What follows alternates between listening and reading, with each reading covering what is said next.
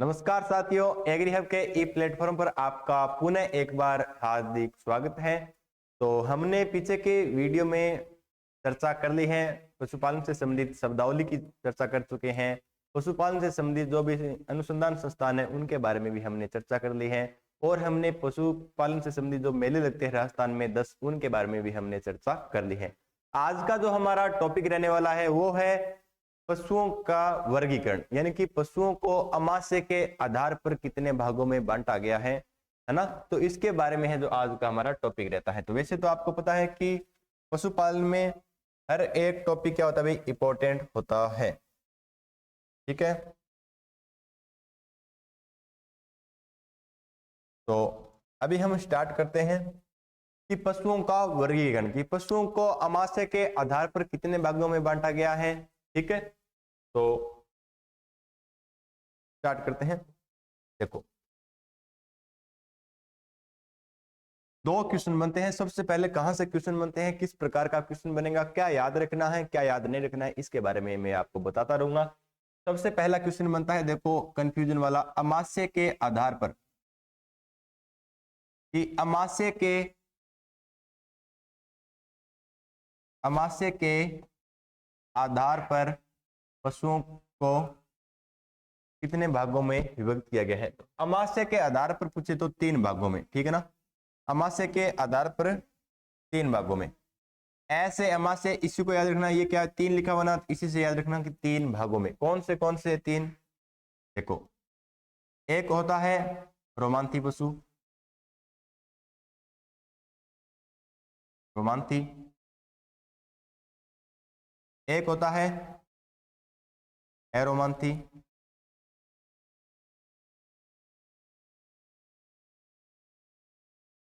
3 number होता है आभासी रोमांथी।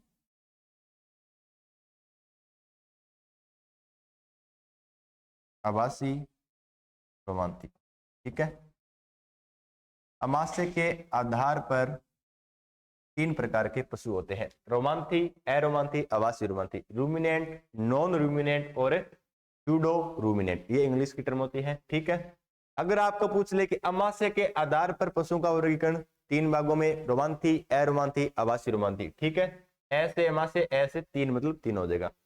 फिर अगर आपको पूछ ले कि रोमांथी पशुओं का अमाशय कितने भागों में विभक्त होता है, कि रोमांथी पशुओं का जो अमाशय है वो कितने भागों में विभक्त होता है, तो वो होता है 4 भागों में। वो होता है 4 भागों में, ठीक है ना। रोमांथी पशु वो होते हैं जो जुगाली करते हैं, अरोमांथी वो पशु होते हैं जो जुगाली नहीं करते हैं, और आवासी रोमांथी वो पशु होते हैं जो जुगाली करते हैं, लेकिन इसमें अमाशय का एक भाग है वो अनुपस्थित होता है। कौन सा होता है उसकी हम चर्चा अभी करने वाले हैं, ठीक है। तो रोमांथी पशु है वो 4 प्रकार के होते हैं। रोमांथी पशुओं का अमाशय वो 4 भागों में विभक्त होता है। कौन सा होता है, देखते हैं। तो देखिए, 1 नंबर होता है रूमेन, 1 नंबर होता है रूमेन आवासी।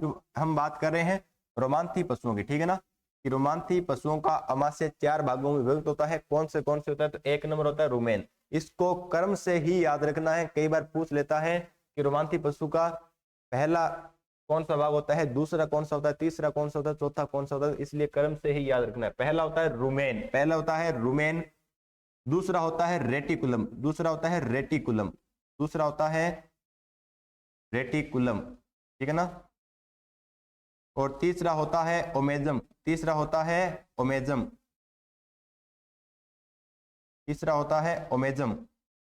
और चौथा होता है एबोमेजम, चौथा होता है बच्चों एबोमेजम। पशु को अमाशय के आधार पर 3 भागों में विभक्त किया गया है, रोमांथी, एरोमांथी, आवासी रोमांथी। रोमांथी पशुओं का अमाशय 4 भागों में विभक्त होता है, रूमेन, रेटिकुलम, ओमेजम, एबोमेजम, ठीक है। आवासी रोमांथी में मैंने बताया कि एक अमाशय का एक भाग है वो अनुपस्थित होता है, यानी कि 3 ही होते हैं। तो वो कौन सा अनुपस्थित होता है, वो होता है ओमेजम। वो कौन सा होता है भाई, ओमेजम। यानी कि आवासी रोमांथी में सिर्फ 3 ही अमाशय के भाग होता है, रूमेन, रेटिकुलम और एबोमेजम, ठीक है ना। इसमें 3 ही होते हैं, ओमेजम नहीं होता है। तो आवासी रोमांथी में कौन आता है, ऊंट आता है, ठीक है ना। ऊंट आता है और लामा आता है, ठीक है ना। तो ऊंट है वो आवासीय रोमांथी पशु होता है, ठीक है। रुमेन होता है वो अमाशय का सबसे बड़ा भाग होता है, यानी कि अमाशय का सबसे बड़ा भाग कौन सा होता है? रुमेन होता है, जिसका कार्य क्या होता है? भोजन को संग्रह करना, यानी कि भोजन को एकत्रित करके रखता है। तो इसलिए कहते हैं रुमेन सबसे बड़ा भाग होता है। लगभग अमाशय का 80% है वो क्या होता है भाई? रुमेन होता है। पहले मैं बता देता हूं, फिर हम आगे और बात करेंगे, ठीक है। तो रुमेन होता है वो 80% होता है अमाशय का, भोजन का संग्रहण का कार्य होता है। इसका पीएच 5.8 से 6.8 होता है, ठीक है। फिर होता है रेटिकुलम। रुमेन सबसे बड़ा भाग होता है, रेटिकुलम सबसे अमाशय का सबसे छोटा भाग होता है, 5 से 6% होता है।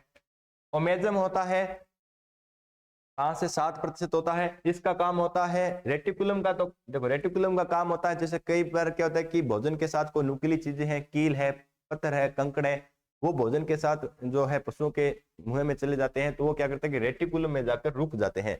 तो रेटिकुलम क्या होता है कि जो मधुमक्खी का छत्ता होता है उसके अनुसार होता है, तो इसलिए क्या करता है कि उसको वहां से छान लेता है, यानी कि रेटिकुलम क्या करता है कि नुकीली चीजों को आगे जाने नहीं देता है अमाशय में। इसलिए ये क्या होता है कि मधुमक्खी के छत्ती के समान होता है, इसी कारण रेटिकुलम को क्या कहते हैं? हनी कॉम्ब कहते हैं। तो अमाशय के किस भाग को हनी कॉम्ब कहा जाता है? रेटिकुलम को कहा जाता है। यहाँ से क्वेश्चन बनता है।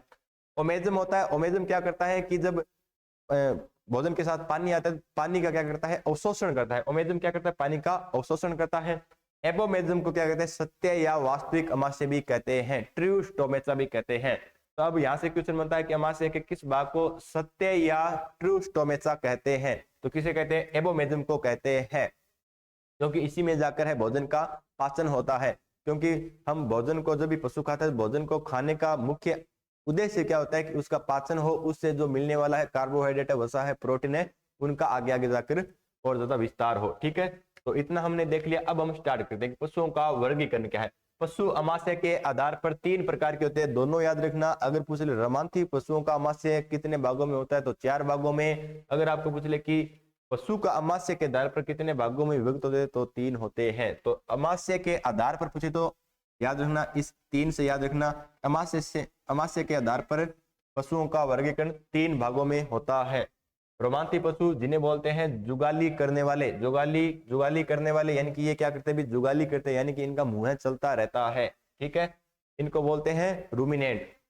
इन पशुओं का पेट, अब देखो अमाशय के आधार पर 3 पशु हो गया, 3 प्रकार में विभक्त किए गए। लेकिन रोमांथी पशु का जो पेट है वो कितने भागों में विभक्त होता है? तो वो होता है 4 भागों में, वो होता है 4 भागों में, ठीक है ना। दोनों अलग अलग है, ये होता है 4 भागों में। कौन सा है? रुमेन, रेटिकुलम, ओमेजम और एबोमेजम, ठीक है। अब कौन सा है, हम इनका चर्चा कर लेते हैं कि अब जो रोमांथी पशु होते हैं उनमें कौन से पशु आते हैं। ये तो हमने देख लिया कि रोमांथी पशु का जो अमाशय वो जो रोमांथी पशु का जो पेट है वो 4 भागों में विभक्त होता है। लेकिन इसमें कौन से आते हैं? कई बार उदाहरण दे दिया जाता है कि निम्न में से कौन सा रोमांथी पशु है, निम्न में से कौन सा अरोमांथी पशु है, निम्न में से कौन सा आवासीय रोमांथी पशु है। तो ये भी हमें पता होना चाहिए।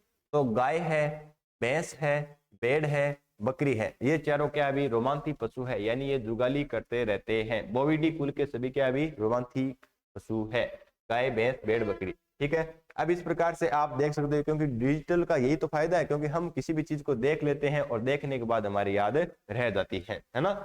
तो इसमें देखो सबसे पहले क्या दिया गया? रुमेन, यानी कि ये लगभग जो 80% है ना, ये क्या है भी? रुमेन है। सबसे पहले क्या दिया गया है? रुमेन।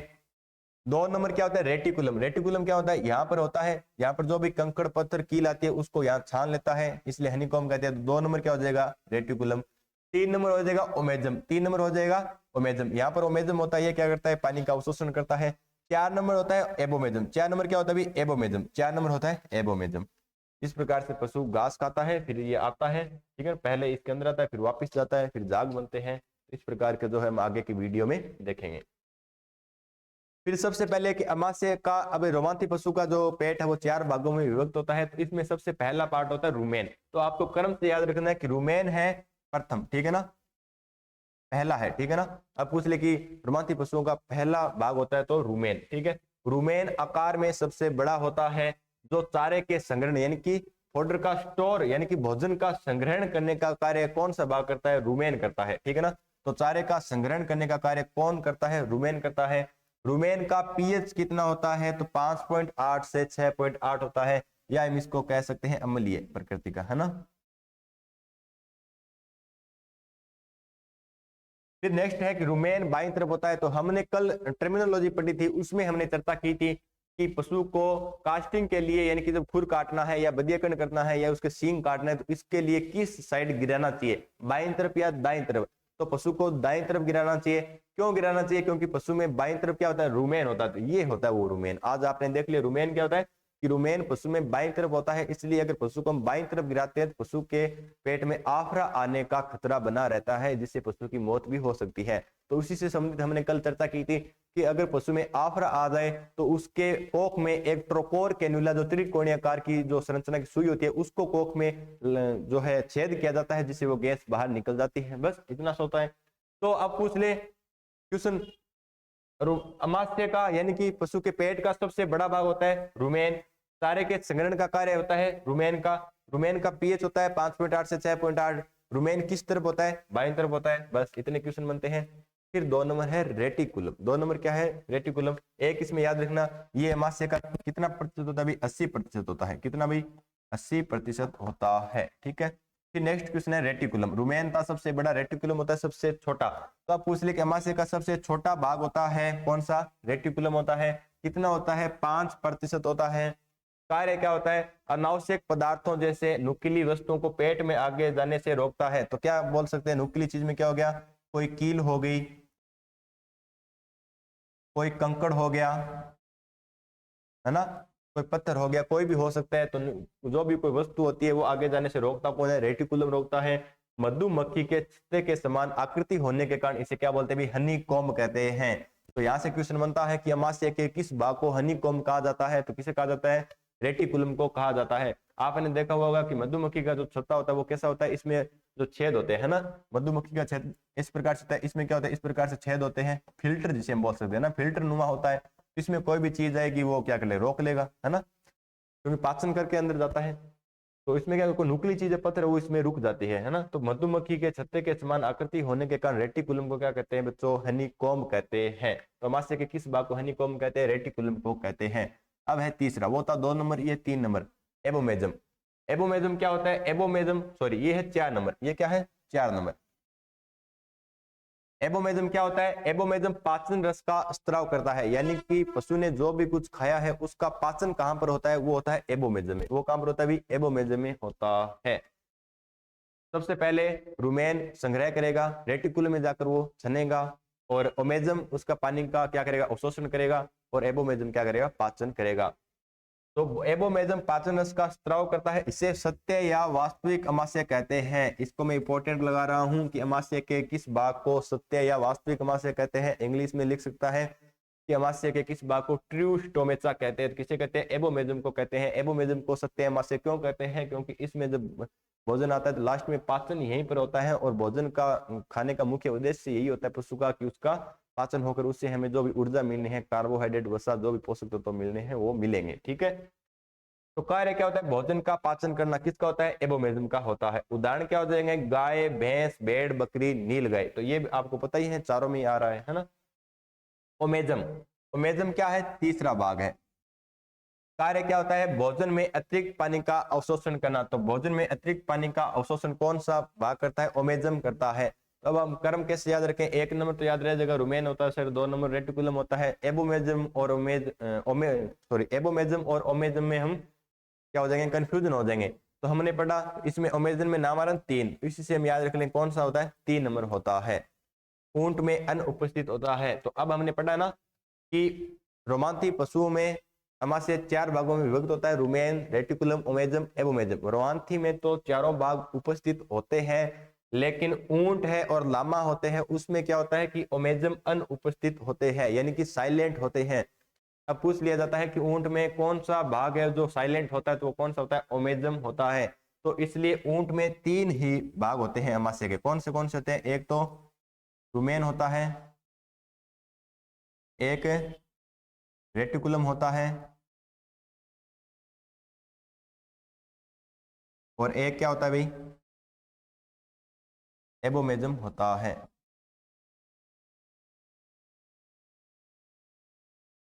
एबोमेजम होता है। फिर रोमांती पशु पढ़ लिए। अब है अरोमांती पशु। रोमांती होते हैं जुगाली करने वाले, अरोमांती होते हैं बिना जुगाली करने वाले पशु, यानी कि जुगाली नहीं करते हैं। इनके अमाशय में कोई विभाजन नहीं होता है, यानी कि इनका पेट सिर्फ एक ही भाग में विभक्त होता है, उनका 4 भागों में होता है, इसमें एक में ही सभी कार्य होता है। जैसे हमारा है तो मानव अब किस में आता है, अरोमांती में आता है। वैसे तो क्या होता है, नॉर्मली हम कह सकते हैं सर हम तो पूरे दिन मुंह चलाते रहते हैं, तो वो तो हमारी नेचुरल है, पर हमारा भी अमाशय वो एक ही भाग में विभक्त होता है ना, चिलगम खाते रहते हैं। तो इनके अमाशय में कोई विभक्त या कोई विभाजन नहीं होता है। किसमें नहीं होता, अरोमांती में। नाम से पता चल रहा है रोमांती यानी कि जो जुगाली करते हैं, एल लग गया यानी कि बिना जुगाली करने वाले, अर्थात पेट एक ही भाग का बना होता है। देखो उदाहरण याद रखना, क्वेश्चन यहाँ से उदाहरण का ज्यादा बनता है। निम्न में से कौन सा रोमांती है, निम्न में से कौन सा अरोमांती है। तो घोड़ा है, सुअर है, कुत्ता है, मनुष्य है, बंदर है, गधा है। अगर मैं बताता हूँ, अगर इसमें से ऑप्शन देता है ना एक घोड़े का और एक गधे का, ये दोनों कंफ्यूजन के लिए देता है। लगता है ऐसे, अगर हम सोचते हैं ना तो ऐसा लगता है गधा तो मुंह चलाता रहता है, लेकिन गधा क्या है, अरोमांती है, याद रखना, ठीक है ना। तो घोड़ा, सुअर, कुत्ता, मनुष्य, बंदर, गधा, तो ये क्या है, अरोमांती पशु है।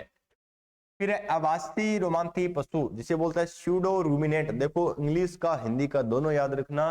अगर जैसे कि आपको पता कि अभी हाल ही में जो एग्रीकल्चर सुपरवाइजर का एग्जाम हुआ था, उसमें क्या है, उसमें हिंदी इतनी फेवर दे रखी थी कि समझ में नहीं आती है। इंग्लिश अगर देखते हो तो समझ में आ जाती है। हो सकता है ये लिखे ना, वो लिख दे स्यूडो रूमिनेट है, हम क्या करेंगे उसका, क्योंकि ये तो हिंदी में लिखा हुआ है ना। इन पशुओं का अमाशय 3 भागों में विभाजित होता है, यानी कि ये पशु जुगाली तो करते हैं, लेकिन इनमें अमाशय का एक भाग अनुपस्थित होता है। तो कौन सा होता है, इनमें ओमेजम में नहीं पाया जाता है। आवासीय रोमांती पशु में कौन सा अमाशय का भाग साइलेंट होता है, तो ओमेजम, ठीक है ना। तो ये उदाहरण क्या हो जाएगा आवासीय रोमांती के, ऊंट और लामा। ऊंट और लामा किसके हैं, आवासीय रोमांती पशु के उदाहरण है। तो अब आपको पूछ ले आवासीय रोमांती पशु में कौन से होते हैं, तो रुमेन, रेटिकुलम और एबोमेजम, ठीक है ना, 3 ही होते हैं।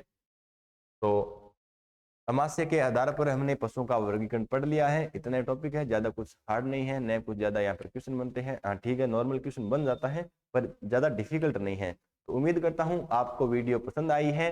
Thank you.